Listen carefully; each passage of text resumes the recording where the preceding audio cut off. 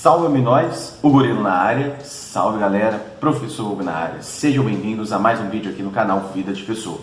Tô falando um pouquinho embaixo porque estou aproveitando esse momento que a minha neném está dormindo para gravar esse vídeo para vocês. E esse vídeo, ele também está nesse formato para que a gente continue estudando e aprendendo durante esse período de quarentena. E, independente se você está assistindo esse vídeo agora, ou se você já passou a quarentena e está assistindo esse vídeo depois, você é muito bem-vindo aqui no canal Vida de Professor.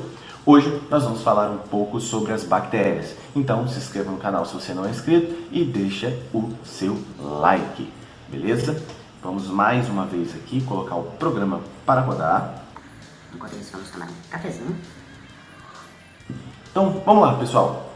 Bactérias, então a gente agora vai falar de indivíduos unicelulares e procariontes. Então as bactérias, elas compõem o primeiro grupo de seres vivos em termos de complexibilidade das células, porque eles possuem células procariontes, ditas células mais simples. Então beleza, esses indivíduos todos são unicelulares, as bactérias compõem um grupo de seres que estão agregados ao reino Monera, e esses indivíduos são todos unicelulares. Não existe bactéria pluricelular. As bactérias, elas podem viver sozinhas ou em colônias, mas assim mesmo, cada uma é formada por apenas uma célula. E também é o único grupo de seres vivos que possuem células procariontes, ou seja, aquelas células que não possuem núcleo.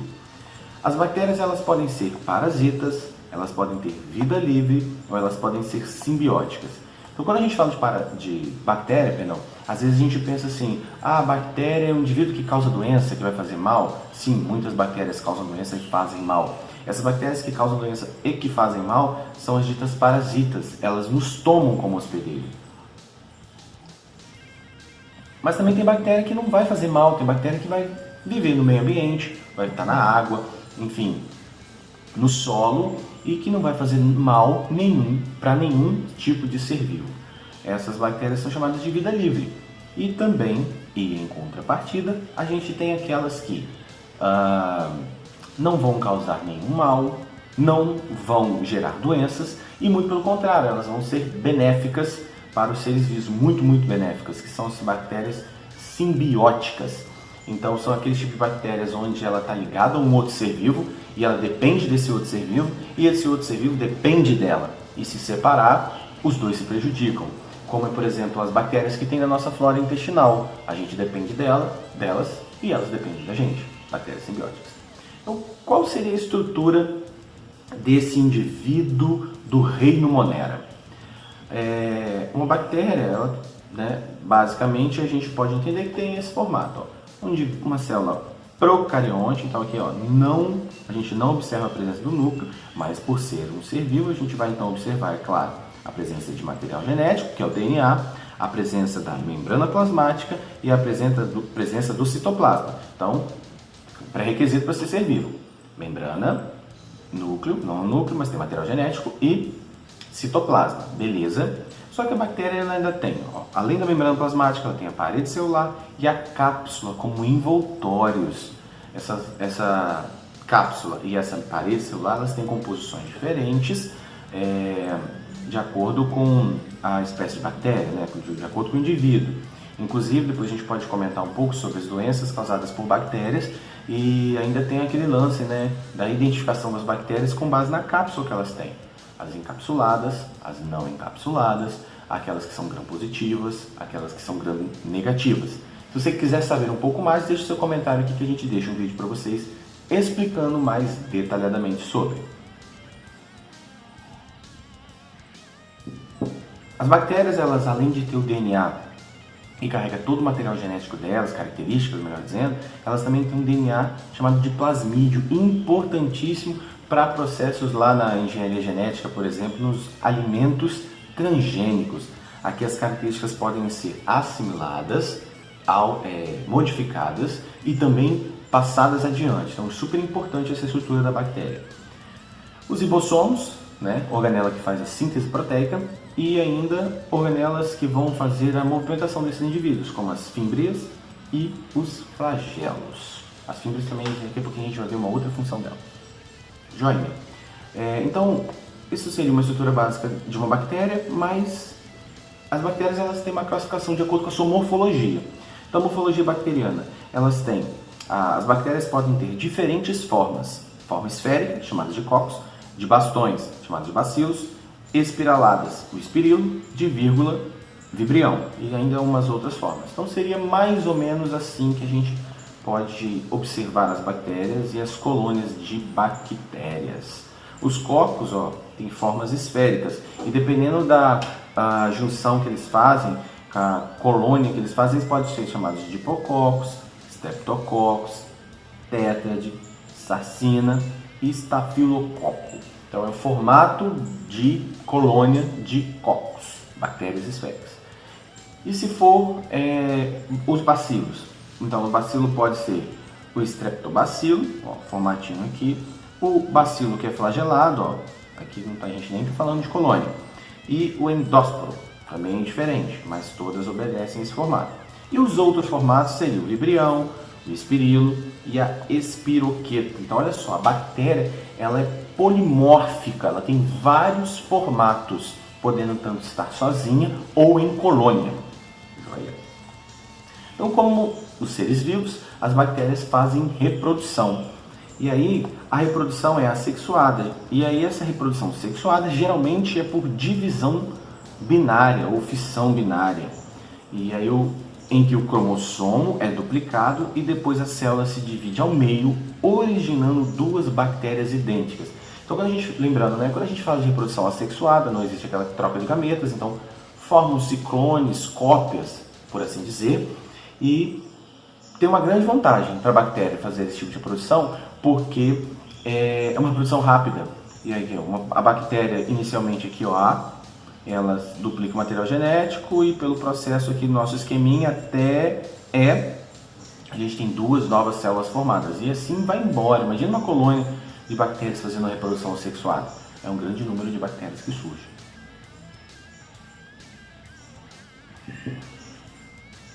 Só que o que acontece? Tem uma vantagem na reprodução sexuada pelo número de indivíduos que é formado, mas tem uma desvantagem, que todos os indivíduos são iguais. Então a gente está falando de uma doença bacteriana. E aí essa bactéria ela não tem resistência a determinado medicamento, logo ela vai morrer. E se estão todas iguais, todas vão morrer. Então é importante que se tenha número de bactérias, mas que exista uma certa variabilidade genética, porque a reprodução assexuada ela tem essa desvantagem de não haver a variabilidade genética. Aí a bactéria, o que ela fez? Ela criou mecanismos de fazer recombinação genética, o que seria, por exemplo, um tipo de reprodução sexuada. Reprodução sexuada. Então, olha só, recombinação genética nas bactérias. Embora não realize reprodução sexuada, as bactérias podem realizar processos de recombinação genética em que produzem novos indivíduos com características diferentes do original. São 3 processos. O primeiro deles a gente chama de conjugação bacteriana. Nele, a transferência direta de DNA de uma bactéria para outra através das fibras sexuais. Lembra que eu falei que eu ia falar dessas tais fibras novamente depois? Então vamos imaginar. Vamos imaginar que aqui eu tenho uma bactéria, que aqui nesse esqueminha está falando que é o masculino. Não que tenha sexo, mas enfim, só pra gente entender melhor. Tem o masculino, tem o feminino. E aí tem aqui, o material genético, DNA, o tal do plasmídio, importante para gerar variabilidade genética nas bactérias. E aí, essa ponte que é criada, que é chamada de pelo sexual ou ponte citoplasmática, ela está relacionada com aquela tal fimbre que eu falei lá no começo. Volta. Aqui, com essas estruturas aqui. Então, essas estruturas vão criar uma ponte onde parte de um material genético de uma bactéria, de uma célula, passa para outra. Então, gerando aí modificações nas características. Beleza? Joia. O outro processo nessa recombinação genética a gente chama de transdução bacteriana. Então, ocorre transferência de fragmentos do material genético através dos bacteriófagos, tipos de vírus infectantes de bactérias. Então, olha só, na primeira, na conjugação, usaram as fímbrias. Na segunda, eles estão usando aí como esse transporte de material genético um vírus, que nesse caso é o bacteriófago. Os bacteriófagos costumam injetar seu material genético na célula bacteriana e assim se multiplicar. Entretanto, durante esse processo pode acontecer incorporação dos segmentos de DNA da bactéria hospedeira e posterior liberação desses fragmentos na bactéria receptora, assim que o bacteriófago for injetar ou se injetar, em outra bactéria. Havendo recombinação genética entre os materiais, surgem novas características. Então seria o seguinte: o vírus vem para fazer sua reprodução, o bacteriófago, ele vai injetar o material genético do vírus se liga a essa bactéria doadora, que é a primeira hospedeira. Vai haver então reprodução viral, e aí o material genético do vírus vai ser incorporado da bactéria e tal, e aí esse vírus depois sai da célula. Ao sair da célula, ele vai injetar novamente o material genético dele na outra célula, doadora, no caso receptora aqui, Então, no outro hospedeiro. E aí o que acontece? Como há fragmentos de DNA bacteriano de uma célula que está chegando na outra, eles podem, aqui de novo no plasmídio, se juntarem. Então, o bacteriófago traz fragmentos de DNA de uma bactéria, de uma hospedeira, e faz com que esse material se incorpore ao DNA de uma outra bactéria, de um outro hospedeiro. Então o vírus fez essa ponte agora. Então esse processo é a transdução bacteriana. E por último a gente tem a transformação bacteriana. Vai no golinho de café? A transformação bacteriana consiste na absorção de fragmentos de moléculas de DNA dispersos no meio e posterior incorporação dos mesmos ao DNA bacteriano. Então, galera, a gente sabe que as bactérias estão em todos os lugares, que as bactérias, por exemplo, estão no solo, contribuem para a decomposição, enfim. E muitos desses locais têm sempre fragmentos de células, de seres vivos, de DNA. Então, essas células, as bactérias, acabam, fragmentos de DNA dispersos, elas podem, então, incorporar esse material genético e dentro delas uma recombinação surgir. Então é hora que ocorre a formação de novas características. Aí, metabolismo bacteriano. Então a gente tem bactérias que elas serão consideradas fotoautotróficas, porque elas são capazes de produzir o seu próprio alimento, fazendo fotossíntese. Um exemplo são as cianobactérias. Eu sempre costumo dizer isso para meus alunos. Quem faz fotossíntese, muitas das vezes as pessoas pensam em plantas e algas. Esses indivíduos são eucariontes, então para fazer fotossíntese tem cloroplasto, que é organela fotossintética. Já esses indivíduos, eles não têm o cloroplasto, porque eles são procariontes, mas mesmo assim eles realizam a fotossíntese porque tem o pigmento que contribui para o processo. Por isso são capazes de fazer fotossíntese. Outras bactérias podem ser consideradas fotoheterotróficas se apenas usarem a luz como fonte de energia, mas não forem capazes de sintetizar moléculas orgânicas, tendo que absorver do meio o seu alimento. Essas são bactérias anaeróbicas. Então, tem ali relação com a luz, mas ainda produzem o seu próprio alimento. Quimioautotróficas, se usarem como fonte de energia reações de oxidação de compostos inorgânicos, produzindo assim seu próprio alimento através da quimiossíntese. Então, diferente da fotossíntese, a quimiossíntese segue várias reações químicas que, através da oxidação dos compostos, vai fazer com que eles produzam o seu alimento. Então, importantes bactérias, Nitrobacter e Nitrosomonas, elas participam do ciclo do nitrogênio.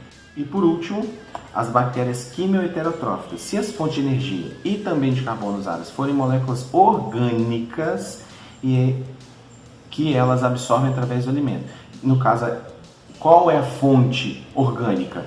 É a matéria orgânica em decomposição, então aquela bactéria que faz decomposição e aquela bactéria que se apropria de hospedeiros para sobreviver. Então são as bactérias parasitas, são chamadas de quimioheterotróficas.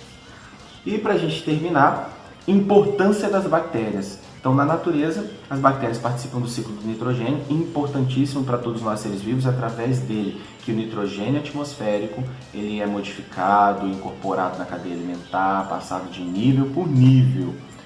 A gente pode falar um pouco só sobre o ciclo do nitrogênio, é um assunto que rende. Outro benefício, né, são usadas na produção de alimentos, na fabricação de iogurtes, queijos e coalhadas, em que se utiliza os lactobacilos. Já ouviu falar aí de bebidas com lactobacilos vivos, né? Então são bactérias que a gente está ingerindo, que estão nos alimentos e que causam benefícios.